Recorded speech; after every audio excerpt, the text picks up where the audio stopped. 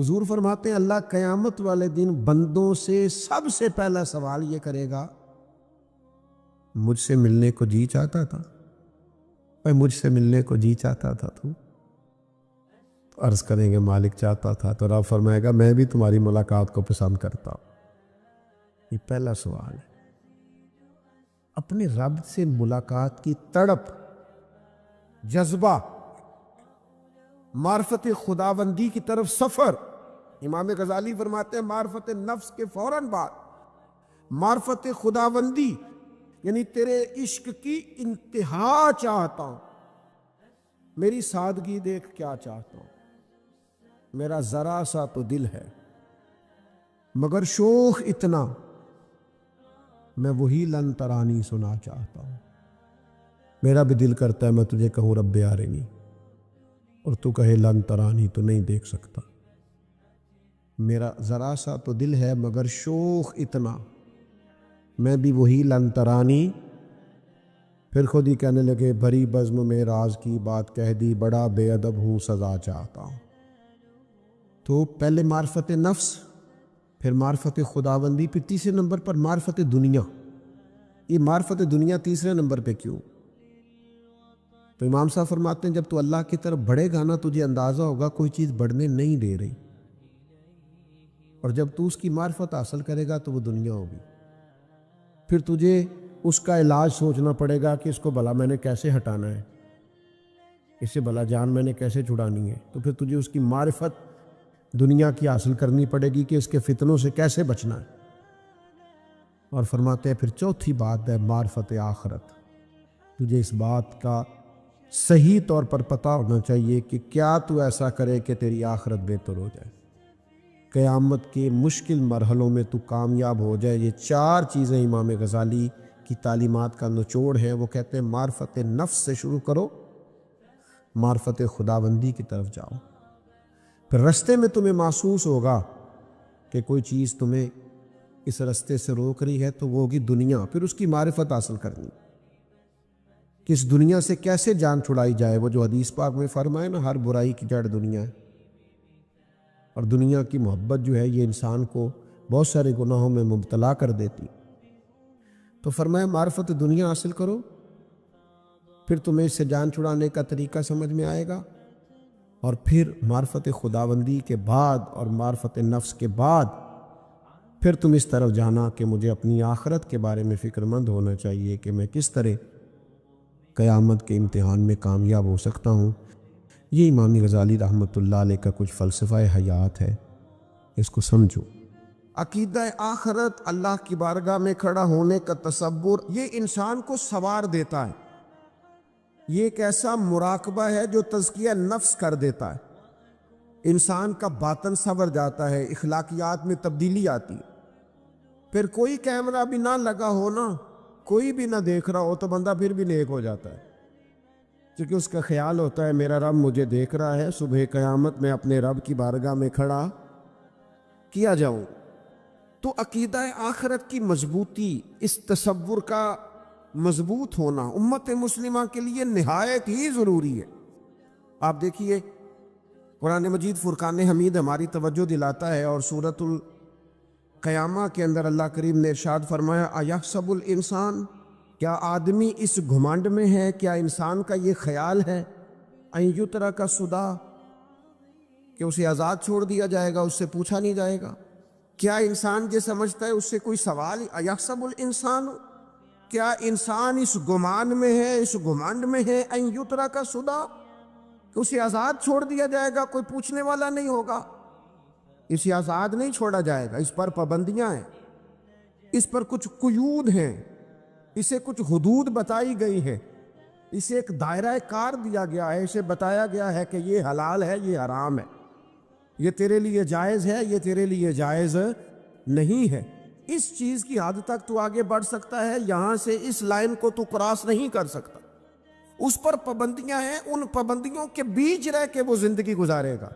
اور یہ بھی یاد رکھے، یہ آیت ایک دوسرا معنی یہ دیتی ہے کہ یہ مت سمجھے کہ صبح قیامت اسے چھوڑ دیا جائے گا، اس سے پوچھا جائے گا، اس سے سوال کیا جائے گا۔ اللہ کی بارگاہ میں جب یہ کھڑا ہوگا تو اسے اپنے اعمال کا حساب دینا ہو، لازمی طور پر ایک عدالت صبح قیامت لگے گی جس عدالت میں مجرم پیش ہوں گے، انہیں اپنے جرموں کا حساب دینا ہے، ظالموں کو کھڑا کیا جائے گا، ان سے ان کے ظلم کے بارے میں باز پرس ہو۔ تو لازمی طور پر عقیدہ آخرت کی مضبوطی انسان کو مضبوط کرتی، اس کے اعمال پر پیرے بیٹھ جاتے ہیں، وہ پھونک پھونک کر قدم رکھتا ہے، سوچ کر جملے بولتا ہے، وہ کوئی بھی معاملہ کرتا ہے تو اس میں اس کا خیال ہوتا ہے کہ میں نے یہ دنیا سے چلے جانا ہے، میرے پاس پتہ نہیں کتنا وقت بچا، لہذا مجھے آخرت میں پیش ہونا ہے اپنے معاملات کی آسانی کے لیے، وہاں کی آسانی کے لیے میں یہاں تھوڑا سوچ سمجھ کے چلوں۔ رب فرماتا ہے تجھے ایسے ہی آزاد نہیں چھوڑا جائے گا، آزاد پنچھیوں جیسی زندگی نہ گزار، صبح قیامت کے معاملات کو پیش نظر رکھ، اس پر غور کر۔ یہ تصور گھر کے باہر بھی پورا مضبوط ہونا چاہیے اور گھر کے اندر بھی پورا مضبوط ہونا چاہیے۔ انسان اپنے مالک سے ڈرے اور قیامت کے دن اس کی بارگاہ میں حاضری کا یقین رکھے، اور وہ یاد رکھے کہ یہاں جو کچھ وہ دیکھے نا، بچوں کو استاد پڑھاتا ہے، محنت کراتا ہے، اگر بچے نہیں پڑھتے تو ڈانٹتا بھی ہے، سمجھاتا بھی ہے، قائل بھی کرتا ہے، اور جب وہ آخری بات کرتا ہے تو پھر وہ پتہ کیا کہتا ہے، چلو ٹھیک ہے اگر نہ پڑھو گے تو امتحان تو آنا ہی ہے نا، رزلٹ تو آنا ہے، پیپر میں بیٹھو گے نہیں آئے گا، فیل ہو جاؤ گے۔ یہ لاسٹ پر یہ بات ضرور ہوتی ہے، اور یہ امتحان دینے کا تصور اور امتحانی سینٹر میں جانے کا خیال طالب علم کو مجبور کرتا ہے کہ میں اسباق تیار کروں، میں بار بار اس پر غور کروں، میں کتاب کو سمجھوں، میں اس کو حل کروں چیزوں کو، تاکہ جب میں مرکز میں جاؤں پرچہ دینے کے لیے امتحانی سینٹر میں تو پھر مجھے پریشانی کوئی نہ ہو۔ بس سمجھانے کے لیے بات عرض ہے کہ یہاں لوگوں کو بتایا جاتا ہے، قائل کیا جاتا ہے یہ حلال ہے، یہ حرام ہے، یہ تیرے لیے ٹھیک نہیں ہے، یہ تیری حدود ہیں، یہ تیرے قیود ہیں، یہ تیرا دائرہ کار ہے۔ لیکن اگر پھر بھی کوئی بندہ باز نہ آئے، پھر بھی کوئی شخص باز نہ آئے، تو پھر اس کو کہا جائے گا صبح قیامت اللہ خود حساب لے لے گا، پھر تجھے مالک اپنے سامنے کھڑا کرے گا، ثم لَتُسْأَلُنَّ يَوْمَئِذٍ عَنِ النَّعِيمِ، پھر وہ تجھ سے ایک ایک نعمت کے بارے میں سوال کر لے گا، پھر تجھے جواب دینا ہوگا۔ تو اس تصور کو اپنی زندگی میں لاگو کریں کہ ہم نے مرنا ہے، اللہ کی بارگاہ میں جان، اس تصور کو پوری طور پر طاری کریں اپنے ذہنوں میں۔ یہ جو رسمی سی بات ہے نا، پتہ نہیں کب چلے جانا ہے، جو جانے والے ہوتے ہیں ان کی کوئی تیاری بھی ہوتی ہے، جن کو پتہ ہوتا ہے نا، وہ رمضان المبارک میں نا کئی دفعہ ایسا ہوتا ہے کہ ٹکٹیں نہیں مل رہی ہوتی اور عمرے کے ویزے لگ چکے ہوتے ہیں، تو ایجنٹ کہہ دیتے ہیں جانے والوں کو کہ تیاری رکھنا، کسی وقت بھی میرا فون آ جائے گا۔ تو لوگوں نے بیگ باندھ لیے ہوتے ہیں، سامان تیار کر لیا ہوتا ہے، سارے انتظامات کر کے رکھے، کیوں کہ پتہ نہیں کس وقت بلاوا آ جائے گا۔ تو روز کہتا ہے پتہ نہیں اللہ کی جانب سے کس وقت بلاوا آ جائے گا۔ پھر اپنی تیاری بھی تو یار کچھ بتانا، میں بھی بتاؤں، آپ بھی بتائیں۔ پھر ہم اپنے آپ سے یہ بھی تو سوال کریں نا کہ جہاں اچانک جانا پڑے اس کے لیے تیاری ہوتی ہے، ہماری تیاری کیا ہے اگر اچانک جانے پڑے اس کی بارگاہ میں؟ کیا تیاری؟ روز دیکھ رہے ہیں نا، کچھ لوگ روڈ پہ چڑھے تھے پہنچ نہیں سکے، ہاسپٹل گئے تھے پہنچ نہیں سکے، کچھ لوگ کسی فیلڈ میں کام کر رہے تھے، ڈگری نہیں مل سکی، جا ہی نہیں سکے، وقت آ گیا۔ تو اگر وہ ٹائم آ جاتا ہے اس کی بارگاہ میں حاضر ہونا پڑ جاتا ہے، تیاری کیا ہے؟ نبی پاک علیہ الصلوۃ والسلام گھر کے اندر اپنے گھر والوں کی تربیت کے لیے اور تعلیم امت کے لیے ایک دعا مانگتے تھے۔ حضرت عائشہ صدیقہ کہتی ہیں حضور دعا مانگتے تھے، مشکات میں موجود ہے۔ کیا دعا تھی؟ اللہم حاسبنی حسابا یسیرا، اے اللہ ذرا حساب آسان کر کے لینا۔ یہ حضور تعلیم امت کے لیے دعا مانگتا، اللہ حساب ذرا آسان کر کے لیجیے، مالک کرم فرمانا۔ تو حضرت عائشہ صدیقہ رضی اللہ تعالیٰ عنہ ارشاد فرماتی ہے، میں نے عرض کیا یا رسول اللہ صلی اللہ تعالیٰ علیہ وسلم، یہ آسان حساب کا کیا مطلب ہے؟ تو حضور فرمانے لگے، عائشہ آسان حساب کا مطلب یہ ہے کہ رب کریم بندے کے نامہ اعمال پر نظر ڈالے گا اور پھر اللہ تبارک و تعالیٰ اس سے درگزر فرما دے گا۔ یہ آسان حساب ہے، پتہ مالک کو ہے اس نے کیا کیا ہے، پر کریم ہے نا، عدل کریں تے تھر تھر کمبن، اچیاں شاناں والے تے جے فضل کریں تے پھر بخشے جامن میرے جے منہ کالے، نظر کرے گا پھر معاف فرما دے گا۔ اور حضور فرماتے عائشہ یاد رکھو جس سے اس نے حساب لیا وہ پھر بڑی مشکل میں آ جائے گا، اس کے لیے مشکل ہو۔ اللہم حاسبنی حسابا یسیرا، اے اللہ تو حساب ذرا آسان کر کے لینا، ذرا آسان کر کے، یہ تعلیم امت کے لیے کہ امت کے دل میں خیال پیدا ہو کہ حساب دینا ہے، تو نے حساب دینا ہے، تو نے اپنے مال کا حساب دینا ہے، تو نے اپنے لفظوں کا حساب دینا ہے، تو نے معاملات کا حساب دینا ہے، تو جس کرسی پہ بیٹھا ہے، تو کلرک ہے یا صدر ہے، تو نے اپنی اس نشست کا حساب دینا، تو استاد ہے یا پیر طریقت ہے، تو مؤذن ہے یا خطیب ہے، تو جو بھی ہے تو نے حساب دینا ہے۔ تجھے تیرے منصب کے بارے میں پوچھا جائے گا، تجھے تیرے عہدے کے بارے میں پوچھا جائے گا، تجھے اپنی ذمہ داریوں کے بارے میں حساب دینا، اللہ کی بارگاہ میں تمہیں جا کے بتانا ہے کہ تم نے کیا اعمال کی۔ اس تصور کو پکا کرے اپنی، یہ تصور کتنا کو پکا ہونا چاہیے، دنیا کیا ہے اور آخرت کیا ہے۔ ہمارے ہاں لوگوں نے بہت بڑا لمبا چوڑا دنیا کا تصور بنا لیا، کار جہاں دراز ہے، لمبا تصور، دنیا داری کے لیے لمبی منصوبہ بندی، دور دور تک میں نے یہ کرنا ہے، پھر میں نے یہ کرنا ہے، پھر اس کے بعد انشاءاللہ یہ کر دینا۔ یہ تو آپ نے 300 سال کی پلاننگ بتا دی ہے، یہ تو 300 سال کی پلاننگ بتائی۔ کیا بتائیں تجھے اے باپ، کیا کار ہائے نمایاں کر گئے، بی اے کیا، نوکر ہوئے، پینشن ملی، پھر مر گئے۔ زندگی تو اتنی سی ہے، اتنی لمبی منصوبہ بندی، اس میں آخرت کہاں ہے؟ اس میں اگر کسی مقام پر رب کی بارگاہ میں حاضر ہونا ہے تو وہ کہاں ہے؟ جو مرنے والے لوگ ہوتے ہیں ان کا تو جینا کچھ اور طرح کا ہوتا ہے، جن کو جانا ہوتا ہے ان کا رہنا تو کچھ اور طرح کا ہوتا ہے، جن کو کسی جگہ منتقل ہونا ہوتا ہے، جو عارضی مکانوں میں رہتے ہیں ان کا رہن سہن تو ذرا اور طرح کا ہوتا ہے۔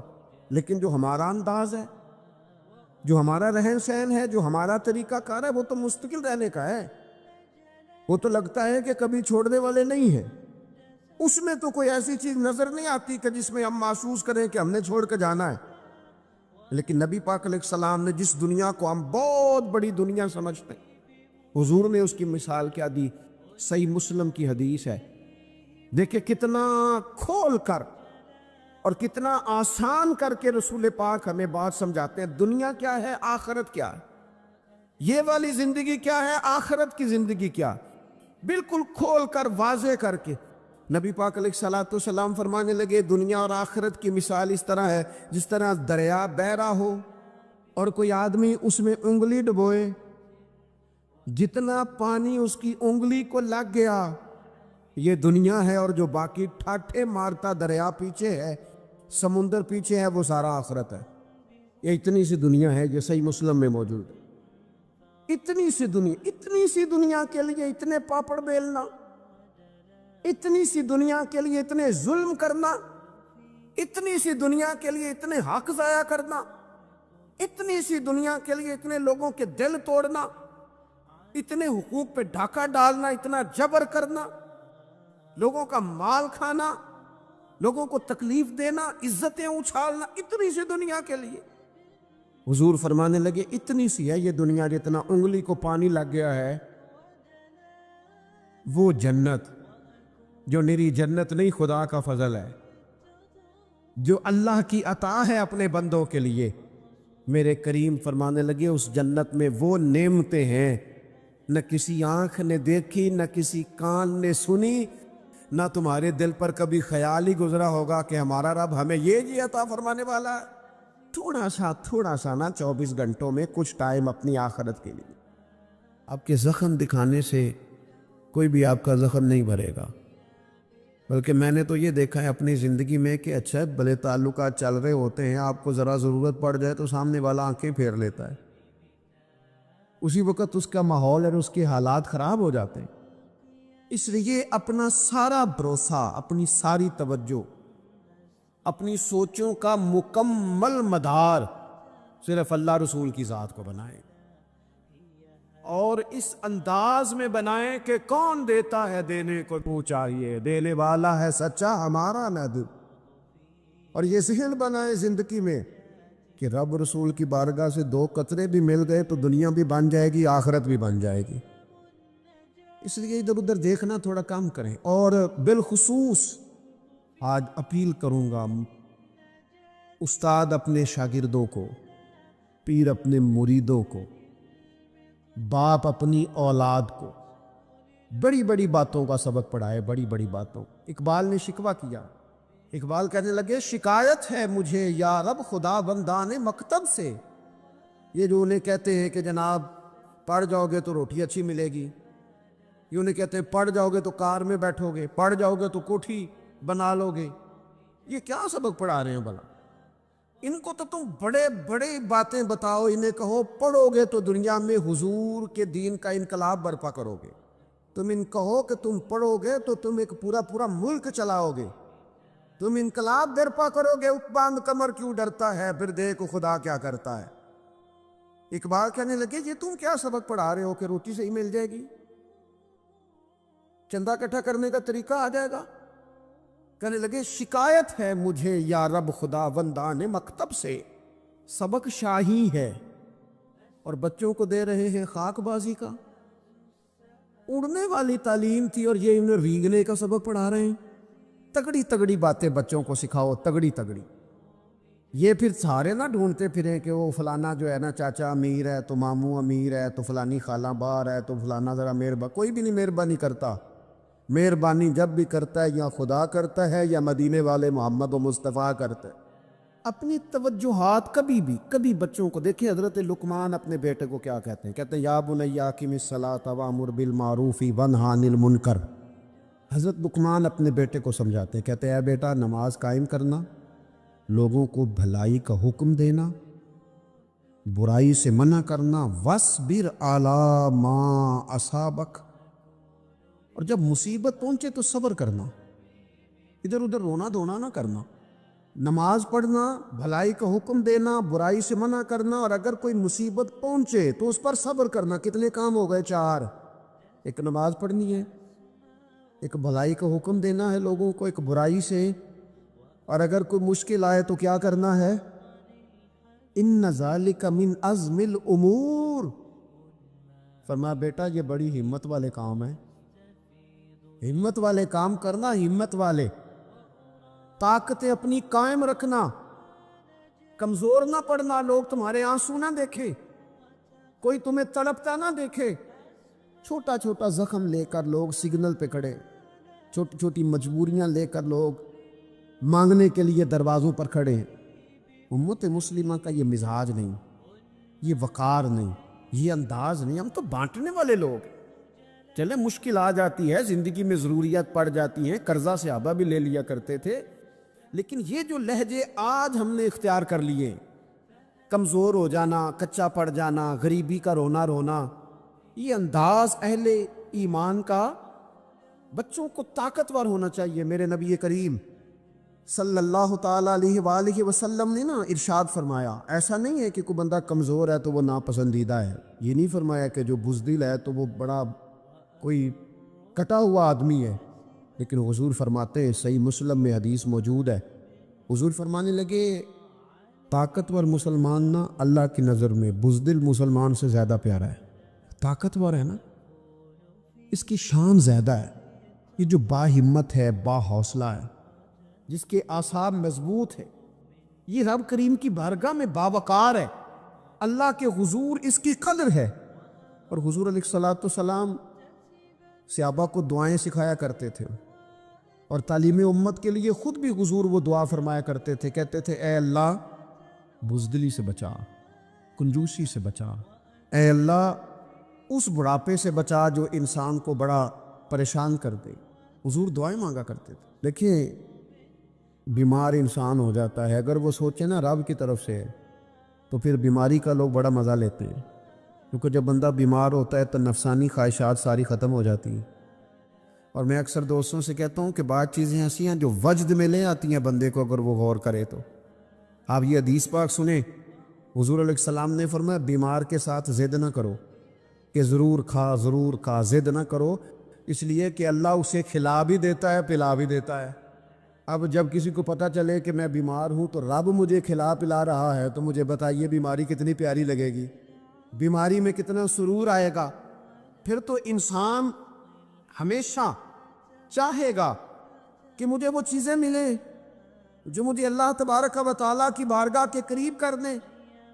دوسری بات یہ ہے کہ میدان میں جب انسان اترتا ہے نا تو اسے ایک بات اپنے ذہن میں رکھنی چاہیے کہ جیت اور ہار یہ اللہ تعالیٰ کے دست قدرت میں ہے، لیکن جب وہ لڑے تو جیتنے کے لیے لڑے۔ ہمارے ہاں نا بہت سارے لوگ لڑنے سے پہلے ہی ہارے ہوئے ہوتے ہیں، میدان میں نکلنے سے پہلے ہی وہ کمزور باتیں کر رہے ہوتے ہیں، ابھی سفر شروع نہیں ہوتا وہ کہہ دیتے ہیں نہیں جناب آپ کی بات تو ٹھیک ہے پر کیسے ہوگا، کیوں کر ہوگا، لوگ تو آج کل چلتے ہی نہیں، بڑے مسئلے خراب ہیں۔ اور پھر کچھ لوگ ایسے ہیں جن کی باتیں سن کر بندے بیک ٹیر لگا لیتے ہیں، اور میں نے دیکھا باتیں کرنے والے وہی رہتے ہیں اور کام کرنے والے کہاں سے کہاں چلے جاتے ہیں۔ یہ یقینی نہیں کہ جیتیں گے، لیکن جب میدان میں اترے نا تو پھر ہمیشہ جیتنے کے لیے اترے۔ کوشش کریں کہ میں نے اس انداز میں نکلنا ہے کہ میں نے نہ جیتنا ہے۔ حضرت مولا علی شیر خدا کرم اللہ تعالیٰ وجہ الکریم سے کسی بندے نے پوچھا حضور آپ ہر میدان میں کامیاب کیوں رہتے ہیں؟ فرمانے لگے جیت ہار تو رب کریم کے دست قدرت میں ہے، لیکن جب میں اترتا ہوں نا میدان میں تو میں دشمن دیکھ کے پہلے ہی فیصلہ کر لیتا ہوں کہ میں نے اس کے پیٹ میں خنجر مارنا ہے کہ گلے پہ، میں جیتنے کے لیے میدان میں اترتا ہوں۔ تو آپ دیکھ لینا دیواریں ہلتی رہتی ہیں اور در کانپ جاتا ہے، علی کا نام سن کر اب بھی خیبر کانپ جاتا ہے۔ کیوں کہ کہتے ہیں میں ذہن بنا لیتا ہوں کہ میں اسے کاٹ کے لاؤں گا، میں ڈرتا اور سہمتا ہوا میدان میں نہیں اترتا۔ ذہن ہوتا ہے کہ آج لڑوں گا تو جیتوں گا، آج میں دیکھیں میں کیا کرتا ہوں۔ حوصلہ نہیں پیدا کر پا رہے بچوں میں، کچھ بچے بھی اللہ خیر کرے عزم و ہمت والے لوگوں کے پاس بیٹھتے نہیں، اور دوسرا ہم اپنے بچوں کا کسی کو آئیڈیل بھی نہیں بننے دیتے۔ بچے کسی کا نام لیتے ہیں تو ہم کہتے ہیں پتر چھاٹ پرا، یہ دور ہی نہیں ہے۔ ہم کوئی ایسا ذوق، کوئی مزاج، کوئی طبیعت پیدا ہی نہیں ہونے دیتے۔ کچھ آنے والی نسل کا مزاج ہے کہ وہ اٹھنا نہیں چاہتی، بیٹھنا نہیں چاہتی، چلنا نہیں چاہتی، وہ چاہتی ہے میں لیٹی رہوں، موبائل میرے ہاتھ میں رہے، باقی سارے کام ریموٹ کنٹرول ہو۔ جب انسان دیکھیں نا، ایک ڈاکٹر صاحب کے پاس ایک دفعہ میں گیا تو ایک مریض کو وہ سمجھا رہے تھے، اسے کہہ رہے تھے کہ تو تھوڑی ورزش بھی کیا کر، تھوڑی ورزش بھی کیا کر، اور ساتھ انہوں نے بڑی اچھی بات کی، کہنے لگی اللہ تعالیٰ نے نا جسم میں جوڑ بنائے ہیں، یہ گھٹنے ہیں، یہ کونیاں ہیں، اللہ نے جوڑ بنائے ہیں، اسی لیے تو بنائے تھے کہ تھوڑی ان کو حرکت بھی دی جائے، لیکن اگر آپ ان جوڑوں کو حرکت ہی نہیں دیں گے تو یہ تو زانگ آلود ہو جائیں گے۔ تو کام زندگی میں عزم کے ساتھ، ہمت کے ساتھ، اور سب سے بڑی مضبوطی یہ ہے کہ آپ یہاں سے مضبوط ہوں، آپ اعصابی طور پر مضبوط ہوں۔ یہ جو کمزوری ہے نا، ذہنی کمزوری، میں نہیں پسند کرتا کہ مطلب خواتین بچوں کو اس لیے ڈرائیں کہ بیٹا او ہو بلی آ گئی ہے۔ وہ بلی کیا ہوتی ہے جی؟ لیکن جو خواتین حج بھی بچوں کو بلی سے ڈرائیں گی، اچھا اس کو ڈرا بلی سے رہی ہوتی ہیں اور ساتھ کہہ رہی ہوتی ہیں ماما کا شیر، یہ آپ کا شیر بلی سے ڈرتا ہے، یہ اماں کا شیر بلی سے ڈر رہا ہے، آپ نے اسے بلی سے ڈرا دیا اور نام شیر رکھ دیا ہے۔ یہ کیسا شیر ہے کہ جو بلی آتی ہے تو بھاگ جاتا ہے؟ یہ ماحول مطلب متضاد ہے۔ یہ کاکروچ دیکھ کر چیخیں مارنا نا، یہ برگر فیملی ہونے کی علامت ہے۔ چھپکلی دیکھ کر نا چیخیں مارنا، یہ امیر گھروں کی علامت ہے، پڑھے لکھے لوگوں کی علامت۔ یہ کیا مذاق ہے؟ جو قوم چھپکلی سے ڈرتی ہے، کاکروچ سے ڈرتی ہے، اور جو لوگ کہتے ہیں ہو یہ جناب یہ تو اندر میرے وہ آ گیا ٹوکا تو یہ کھا جائے گا، تو یہ قوم انقلاب برپا کرے گی، یہ میدانوں میں نکلے گی۔ بڑے خوبصورت انداز میں ویڈیو بنا کے تو اس کو شیئر کیا جاتا ہے کہ وہ جی قربانی والے دن بکرا ذبح ہو رہا تھا تو بچہ رو پڑا۔ کیا بات کرتے ہیں آپ؟ یہ جہاد کرے گا بچہ کل کو جو بکرے ذبح ہونے پر ہوتا ہے؟ اعصابی مضبوطی، ذہنی طور پر مضبوط کب ہوتی ہے؟ جب انسان اخلاقاً مضبوط ہوتا ہے، اس کی طبیعت وزادار ہوتی ہے، اس کا مزاج اسے مضبوط کرتا ہے۔ آپ ایک حدیث دیکھیں، ترمذی میں موجود ہے، حضور علیہ الصلوۃ والسلام نے فرمایا جب اللہ تعالیٰ نے زمین کو پیدا کیا تو زمین ہلنے لگی، اللہ نے پہاڑوں کو میخیں بنا کر، قلعے بنا کر زمین میں لگا دیا تو زمین ٹھہر گئی۔ فرشتے فوراً عرض گزار ہوئے کہ مالک تیری سب سے طاقتور مخلوق یہ پہاڑ ہے؟ فرمایا نہیں، لوہا جو ہے نا وہ پہاڑوں سے بھی طاقتور ہے، کیونکہ لوہا پہاڑ کو کاٹ دیتا ہے۔ یا اللہ پھر لوہا سب سے طاقتور ہے؟ فرمایا نہیں، آگ اس سے بھی طاقتور ہے۔ کیا آگ سب سے طاقتور ہے؟ تو فرمایا نہیں، پانی بھی ہے۔ کیا پانی طاقتور ہے؟ فرمایا ہوا بھی ہے، جو پانی کا رخ پھیر دیتی ہے۔ مسلمانوں، خدا را اس سے بڑا ذوق نہیں ملے گا۔ میں طاقتور ہونے کا طریقہ بتا رہا ہوں۔ ہمارے ہاں لوگ سمجھتے ہیں کہ میں بولتا زیادہ ہوں اس لیے میں طاقتور ہوں، میرے پاس اسلحہ زیادہ اس لیے میں یہ دیکھو حضور نے بتایا طاقتور کون ہوتا ہے۔ یا رسول اللہ پتھر پہاڑ طاقتور ہیں؟ تو فرمایا نہیں، ان پر تو لوہا ہے، لوہا طاقتور ہے، نہیں اس پر تو آگ ہے، آگ طاقتور ہے، نہیں اس پر تو پانی ہے، پانی طاقتور، اس پر تو ہوا ہے۔ تو حضور پھر مہربانی کریں بتائیں طاقتور کون ہے؟ تو یہ دیکھو نا، یہ یاد رکھو نا، یہ کائنات کے سب سے بڑے حکمت والے محبوب کی بات یاد رکھو نا۔ حضور فرمانے لگے سب سے زیادہ طاقتور وہ مومن ہے جو سیدھے ہاتھ سے صدقہ دیتا ہے اور دوسرے کو پتہ بھی نہیں لگنے دیتا۔ اس ہاتھ سے صدقہ دیا اور اس ہاتھ کو پتہ، جس میں یہ اخلاقی طاقت آ جائے نا کہ اللہ کے راستے میں دے کر پھر اسے چھپانا آ جائے، وہ بڑا طاقتور آدمی ہے۔ وہ یہ سب سے بڑا طاقتور ہے جس نے اپنے رب سے راز نیاز شروع کر لیے، اللہ کے راستے میں دیتا ہے پھر کسی کو خبر۔ یہ کون سی طاقت ہے؟ یہ روحانی طاقت ہے، یہ اخلاقی طاقت ہے، یہ کردار کی طاقت، یہ سوچوں کی طاقت ہے، یہ آپ کے مزاج کے بلند ہونے کی طاقت ہے۔ لیکن اگر مسجد میں ٹائلیں لگوا کر بھی ایک ٹائل پہ نام لکھوا لیا ہے، اگر کہیں تعاون کر کے بھی کہا میرا ذکر کرو، کوئی خدمت کر کے کہا میرا نام لو، پھر آپ کمزور ہیں، پھر آپ طاقتور نہیں ہیں، پھر آپ نے بزدلوں جیسا کام کیا، پھر آپ نے وہ رنگ اختیار کیا ہے جو شاید آپ کو ذہنی طور پر بڑی کوفت میں مبتلا کر دے۔ تو اعصابی طاقت، اعصابی قوت، آپ دیکھیں حضرت صدیق اکبر رضی اللہ تعالیٰ عنہ، حضور نے تربیت کی تھی نا۔ میں ذمہ داری سے کہتا ہوں کہ تعصب کی اینک نہ کسی نے پہنی ہو، ورنہ کائنات میں عشق کی داستان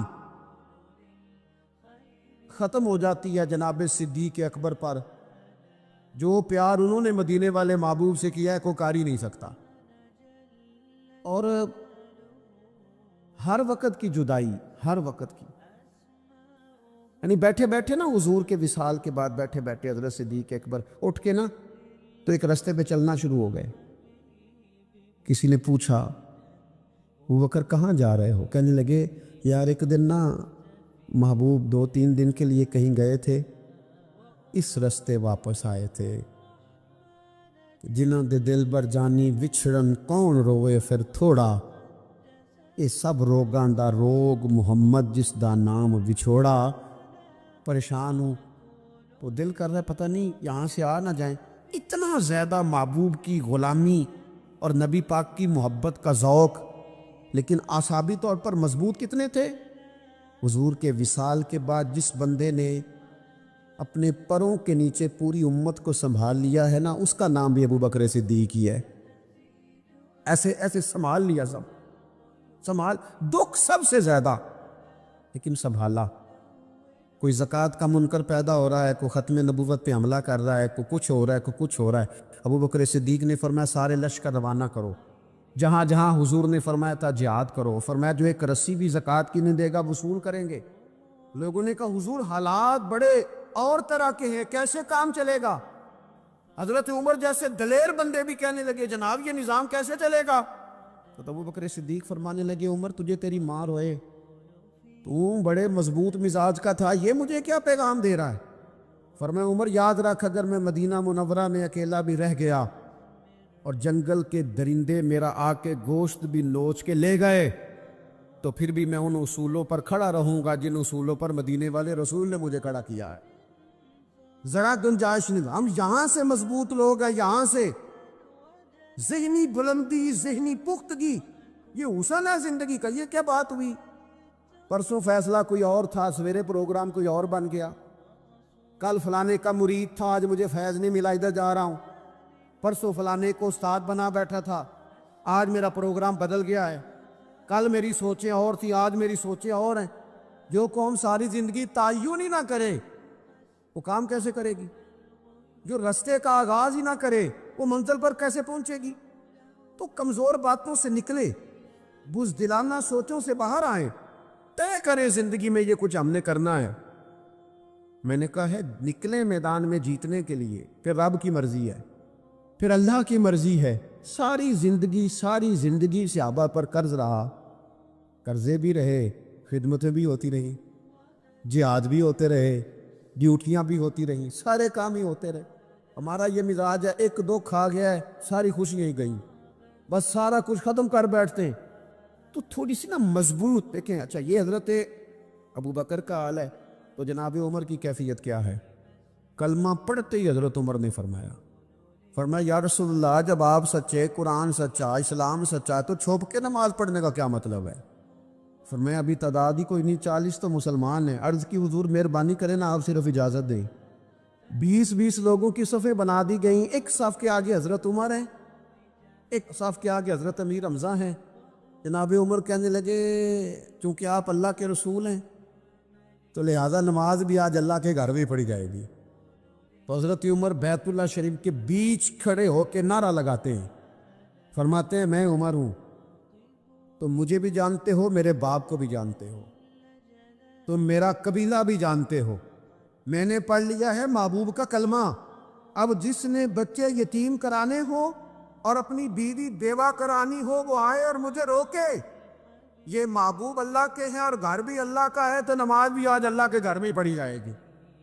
جب تک انسان یہاں سے طاقتور نہیں ہوتا. پھر بات آئی سیدنا عثمان غنی کی. میں پہلا وہاں اونا رنداں تو جن نے کھلی بغاوت کی تھی, یہ پورا قبیلہ اور طرف ہے. عثمان تیرے گھر میں مال ہے, دولت ہے, وزاداری ہے, لوگ سارے کیا کریں گے؟ والد مخالف, چچا مخالف. حضرت عثمان غنی جیسے آدمی کو پکڑ کے باندھ دیا گیا گھر میں. تو عثمان غنی کہنے لگے میں ان بزدلوں میں سے نہیں ہوں جو محبت بھی کریں اور اظہار بھی نہ کر سکیں, جو دعویٰ بھی کریں اور پھر ان کے اندر طاقت اظہار بھی نہ ہو. فرمایا تم جتنا باندھ سکتے ہو باندھ لو, تم اپنی دولتیں, حکومتیں اور اپنا جاہو جلال سنبھال کے رکھو, ہم نے تو غلامی کا فیصلہ کر لیا ہے. اور پھر کی غلامی انہوں نے. اور جہاں تک بات ہے شیر خدا حضرت علی المرتضیٰ کی, حضرت علی المرتضیٰ شیر خدا کا تو یہ حال تھا کہ ساری زندگی میدان میں رہے. ایک دن حضور نے صرف فرمایا کہ آج آپ کو نہیں لے کے جانا, آپ تھوڑا نا میرے نائب بن کر, حضور کسی نہ کسی کو نائب بنا کے مدینے میں چھوڑ کے جائے, ایک دن صرف کہا نہیں لے کے جانا. تو حضرت مولا علی رونے لگے, کہنے لگے حضور میں بچوں کے بیچ رہوں, عورتوں کے بیچ رہوں, میری تلوار کو زنگ لگ جائے گا. حضور مجھے تو گھوڑے پہ بیٹھنا پسند ہے.